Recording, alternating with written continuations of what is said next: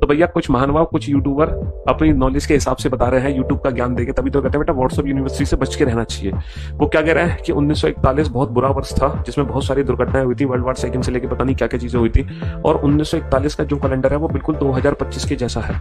इसीलिए जो 1941 में दुर्घटनाएं हुई थी वो सभी दुर्घटनाएं 2025 में रिपीट हो रही हैं। और लोगों ने सर्च करके देखा कि वास्तव में 1941 का कैलेंडर 2025 के जैसा है। ये बात बिल्कुल फैक्ट है भैया, जो दिन यहाँ पर है, जिस डेट को, वही दिन एग्जैक्टली यहाँ पर है।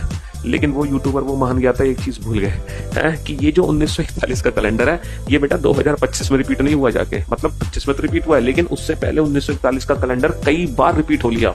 आपको पता है 1941 बेटा लीप ईयर के तुरंत बाद है, क्योंकि 1940 एक लीप ईयर है। तो पहली बार जब रिपीट हुआ तो ये 6 साल बाद ही रिपीट हो गया था। 1941 रिपीट हो गया था बेटा। 1941 और 6 कितना होता है? 1947 में। लो 1947 में तो हमें आजादी मिल गई थी, वो 1947 वर्ष तो हमारे लिए बहुत अच्छा था।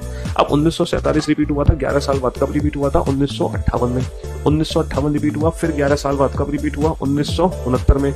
1969 कब रिपीट हुआ है ना, ये लीप ईयर के तुरंत बाद है, तो ये 6 साल में रिपीट होगा, यानी कि 1975 में। 1975 फिर 11 साल बाद रिपीट हुआ 1986 में। 1986 कितने साल बाद रिपीट होगा? फिर 11 साल बाद रिपीट होगा, है ना। 1997 में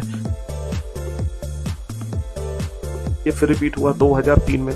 2003 रिपीट होगा फिर 11 साल बाद 2014 में।